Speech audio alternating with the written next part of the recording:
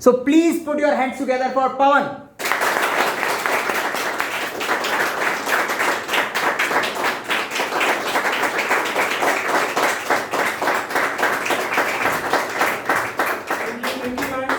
Thank you for welcoming me here. And good evening, guys. So today our topic is artificial intelligence. तो artificial intelligence की शुरुआत कहाँ से हुई? 1952 में जॉन मैकार्थी के दिमाग में एक आइडिया आया, एक थॉट आया। वो आइडिया था कि can computers think. John McCarthy के दिमाग में एक आइडिया आया, वो आइडिया था कि क्या कंप्यूटर सोच सकते हैं, कैन कंप्यूटर्स थिंक। यहाँ से उनने आर्टिफिशियल इंटेलिजेंस इसके ऊपर रिसर्च करना शुरू किया। इसकी शुरुआत काफ़ी स्लो थी, या फिर मैं कहूँ बहुत स्लो थी। 1975 पर इसको ग्लोबल रिकग्निशन मिला उनकी रिसर्च को, और इसके बाद गवर्नमेंट्स और काफ़ी सारी कंपनीज ने इस पर रिसर्च और काम करना शुरू कर दिया। तो पहले तो मैं आपको क्लैरिफाई करता हूँ कि आर्टिफिशियल इंटेलिजेंस क्या है। जब भी हम आर्टिफिशियल इंटेलिजेंस की बात करते हैं तो हम सभी के दिमाग में आता है एक रोबोट जिसने ह्यूमन को रिप्लेस कर दिया है, ठीक है। लेकिन आर्टिफिशियल इंटेलिजेंस इतना आसानी है, इतना इसको आप इतने छोटे शब्दों में नहीं बता सकते। ये काफ़ी बड़ा है, काफ़ी ब्रॉड फील्ड है, काफ़ी कॉम्प्लेक्स फील्ड है। और आर्टिफिशियल इंटेलिजेंस एक कंप्यूटर साइंस की एक फील्ड है जिसमें हम पढ़ते हैं कि हम कंप्यूटर को कैसे स्मार्ट बना सकते हैं, कैसे एफिशिएंट बना सकते हैं, ठीक है।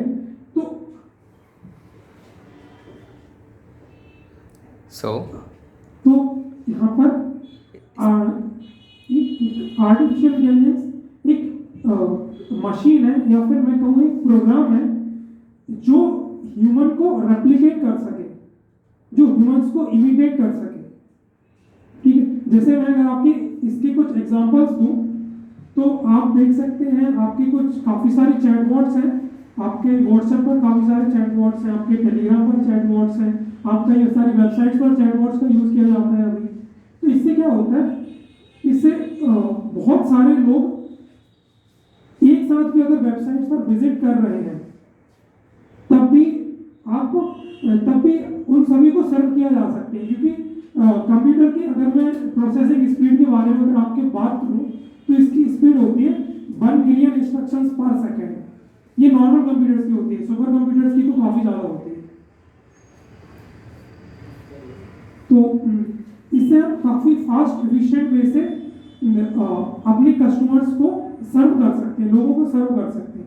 या फिर मैं कहूँ आपकी काफ़ी सारी चैट असिस्टेंट्स हैं, जैसे गूगल हो गया, गूगल का ओके गूगल असिस्टेंट हो गया, एप्पल का सिरी हो गया, माइक्रोसॉफ्ट का कॉर्टाना हो गया, अमेजोन का एलेक्सा हो गया, सैमसंग का बिक्सबी हो गया, और ऐसे भी वो काफ़ी सारे असिस्टेंट्स हैं। और तो ये क्या होते हैं, ये हमको सर्व करते हैं एक बेटर मैनर में, जिससे हमारी एफिशिएंसी इंक्रीज होती है, हमारे समय की बचत होती है, ठीक है। और जैसे मैं आपको एक और रियल लाइफ एग्जांपल की बात करूं तो जैसे आप गूगल मैप पर देखते होंगे तो वो आपको दिखाता है कि आपके लिए कौन सा रास्ता ज़्यादा सही रहेगा, किसमें आपका टाइम बचेगा, और वो आपको ट्रैफिक बताता है। तो वो ट्रैफिक आपको कैसे बताता है, वो उस समय पर जितने भी लोग उस जगह पर मूव कर रहे हैं या फिर रुके हैं तो उस रोड पर, तो उनको एनालाइज करता है और फिर आपको बताता है कि इस समय अभी सबसे ज़्यादा ट्रैफिक है। तो इसीलिए आपने देखा होगा एंड्रॉयड फोन्स में गूगल आजकल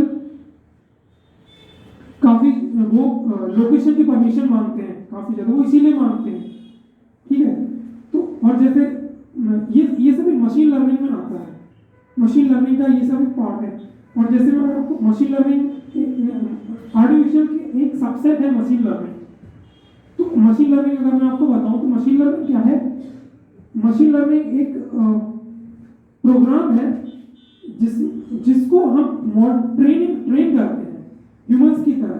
जैसे हम अपने एक्सपीरियंस से सीखते हैं, जैसे हमसे कोई गलती होती है तो हम सीखते हैं, ट्राई करते हैं कि हमसे दोबारा वो गलती ना हो, वैसे ही ये मॉडल काम करता है। इसमें क्या होता है, जैसे मैं आपको रियल लाइफ एग्जांपल से बताऊंगा, आप ज़्यादा अच्छे से समझ पाएंगे। जैसे आप यूट्यूब खोलेंगे, जो पहली बार यूट्यूब ओपन करेंगे तो उसमें काफ़ी ज़्यादा रैंडम चीज़ें आएंगी, कुछ भी आएगा जो बिल्कुल भी रिलेटिव नहीं है आपसे, कुछ भी आएगा। तो ऐसा क्यों? और फिर जैसे जैसे आप यूट्यूब यूज़ करना शुरू करते हैं, धीरे धीरे वो काफ़ी ज़्यादा एफिशिएंट होता जाता है। आपको यूट्यूब में बड़ा मजा आता है, आपको यूट्यूब में घंटों निकल जाते हैं। क्यों? क्योंकि वो आपसे सीख रहा है, उसको पता है कि आपको किस समय क्या पसंद है। जैसे कि आप किस समय क्या पसंद करते हैं, आप संडे को क्या पसंद करते हैं, मंडे को क्या पसंद करते हैं, आप किस समय क्या देखना पसंद करते हैं, उसको सब कुछ पता है। तो ऐसे वो आपसे सीख रहा है, जैसे जैसे आप क्लिक करते हैं किस टाइम पर आप क्या कर रहे हैं, तो वो आपका सीख रहा है। इसी को मशीन लर्निंग बोलते हैं। प्रोग्राम सीख रहा है, उसको ट्रेन कर रहे हैं, डेटा दे रहे हैं जिससे वो ट्रेन हो रहा है। ठीक है, यही मशीन लर्निंग है। और इसी का काफी जगह पर यूज किया जाता है। जैसे कि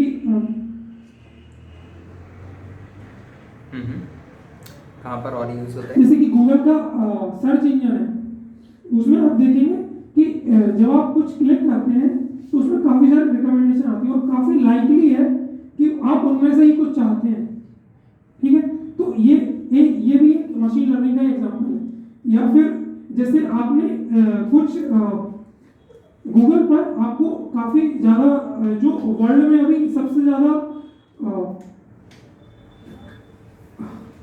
सर वो एक तीसरे वर्ड है, उसको क्या बोलते हैं? टेस्ला सर जो काफी ज्यादा चल रहा है इस समय, हाँ ट्रेंडिंग में है। ओके। तो जो वर्ल्ड में काफी ज्यादा ट्रेंडिंग में है उसको ट्विटर या गूगल पर आपको सबसे ऊपर दिखाया जाता है।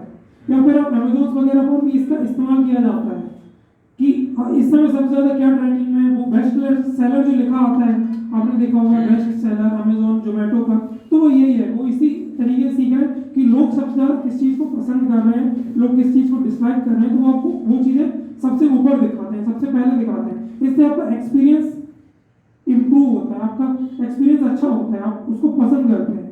ठीक है, और जैसे आपका रिकमेंडेशन सिस्टम्स हैं जो आपको मूवीज रिकमेंड करते हैं, ये सब भी इसी टेक्नोलॉजी पर काम करते हैं। ये काफी ब्रॉड फील्ड है और इसके बारे में और ज़्यादा इसमें बहुत डिटेल मुझे भी नहीं पता है, क्योंकि आप ये इसका एक अलग से फील्ड्स होती है जो एमटेक में पढ़ाते हैं, स्पेशलाइज्ड फील्ड होती है, तो उनके उतना डिटेल में उनको पढ़ाया जाता है। या जो काफ़ी एक्सपीरियंस लोग हैं, तो मैं भी बैचलर हूँ तो मुझे अभी इतना डिटेल में नहीं पता है।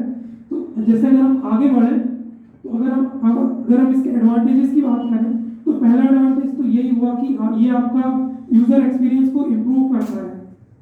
ठीक है, और दूसरा एडवांटेज की बात करें, इससे आपका रिस्क रिड्यूस हो सकती है। जैसे कुछ जो टीडियस टास्क हैं, जो रिपीटेटिव टास्क हैं, वो ये कर सकते हैं। ठीक है, और इसकी अवेलेबिलिटी 24/7 है। इसका डाउन टाइम 0 तो मैं नहीं बोलूंगा, लेकिन ह्यूमंस के कंपैरिजन में नेग्लिजिबल है। ठीक है, ह्यूमंस के कंपैरिजन में इसका डाउन टाइम नेग्लिजिबल है।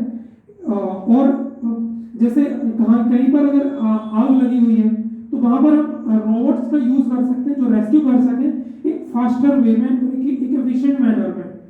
जो ठीक है, ये सारे इसके एडवांटेजेस हैं और इसके काफी सारे एडवांटेजेस हैं। मतलब आजकल तो हर एक फील्ड में, हर एक जगह मशीन लर्निंग का यूज हो रहा है, मशीन लर्निंग, डेटा साइंस। तो जैसे अगर हम आगे बढ़े, इसके डिसएडवांटेजेस की बात करें तो डिसएडवांटेजेस में जैसे मैंने बोला कि हम जहां पर अगर किसी बिल्डिंग में आग लगी हुई है तो हम इसका इस्तेमाल कर सकते हैं, लेकिन जैसे कि हमने बात कही, जैसे कि मैंने बोला कि ये आपके डेटा से सीखता है, ये क्रिएटिव नहीं है, ये कुछ नया नहीं परफॉर्म कर सकता। जो चीजें पहले हो चुकी है उसके अकॉर्डिंग सीखेगा और फिर उसको बेटर एफिशिएंट मैनर में परफॉर्म करेगा, लेकिन ये कुछ नया नहीं सोच सकता। लेकिन अब कुछ ये जो सिचुएशंस हैं इसमें कुछ भी हो सकता है, कुछ ऐसी सिचुएशन भी आ सकती है जो आपने कभी सोची भी ना हो।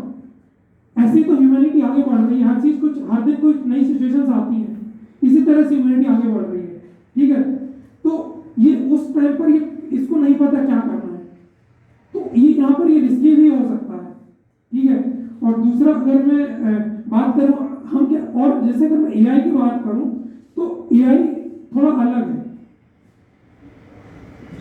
एआई जो है वो इम्प्रूव, हम एक ऐसी मशीन बनाने की कोशिश कर जो हम अभी तक बना नहीं पाए हैं, एक एक मशीन बनाने की कोशिश कर रहे हैं जो खुद को इम्प्रूव कर सके, ठीक है। तो अगर वो खुद को इतना ज़्यादा इम्प्रूव कर ले कि वो हमारे ह्यूमन ब्रेन से भी आगे निकल जाए, जैसे कि हम सोफिया की बात करते हैं।